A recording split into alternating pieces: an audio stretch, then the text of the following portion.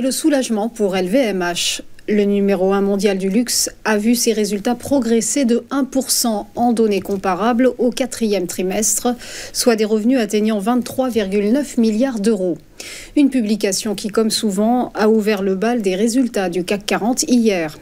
La première capitalisation boursière européenne renoue donc avec la croissance dans un secteur en crise.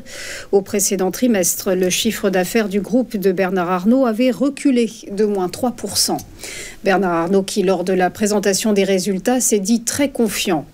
Un bémol tout de même à cette amélioration séquentielle. Sur l'ensemble de 2024, le bénéfice net de LVMH chute de 17%. On poursuit avec d'autres résultats beaucoup moins bons, ceux de Boeing. 11,8 milliards de dollars de pertes nettes. C'est tout simplement la plus mauvaise performance annuelle de son histoire, excepté la période pandémique. Pour l'avionneur américain, 2024 s'est révélé cauchemardesque. Une grève massive, des problèmes de sécurité majeurs sur des vols commerciaux, sans oublier de gros soucis de qualité sur sa chaîne de production. Face à cette contre-performance attendue, Kelly Herzberg a tenté de rassurer. Dans un message adressé à ses salariés, le nouveau patron de Boeing a tenu à souligner, je cite, « des signes encourageants de progrès, tandis que nous œuvrons à changer notre groupe ». Mi-janvier, Boeing avait déjà dévoilé des livraisons en fort décrochage. Au total, le constructeur a perdu plus de 35 milliards de dollars depuis 2019 et conséquence, 10% de ses effectifs mondiaux devraient être supprimés. On termine avec le statu quo annoncé de la Fed. Au menu des investisseurs ce mercredi, le résultat du premier FOMC sous l'ère de la présidence Trump.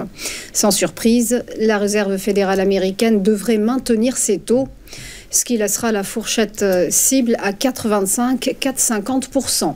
Des taux inchangés qui pourraient déplaire à Donald Trump.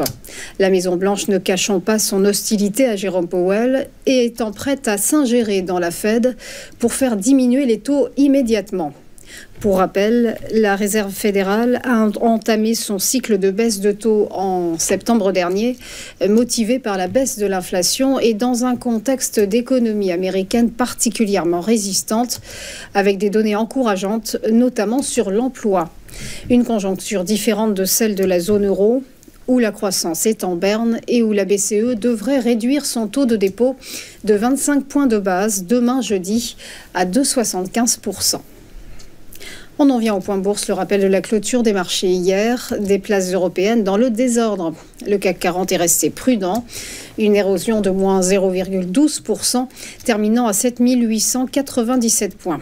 À Francfort, le DAX s'est renforcé de 0,74% à 21 439 points. À Londres, l'indice britannique, le FTSE, a gagné plus 0,35% à 8 533 points. De son côté, le MIB de Milan s'est effrité de moins 0,12%. En Espagne, en revanche, carton plein pour l'IBEX de Madrid qui a bondi de plus 1,31%. À Wall Street, du vert sur les indices avec le regain du secteur technologique. Le Dow Jones a pris 0,31%, le S&P 500 a avancé de plus 0,92% et la palme est revenue au Nasdaq Composite, une envolée de plus 2% tout rond. Et on termine par un mot sur le Nikkei, l'indice japonais a terminé en forme lui aussi, en grimpant de plus 1,02%. Voilà pour les news, on marque une première pause et on se retrouve juste après pour Chrono CAC avec l'ouverture des cotations. À tout de suite.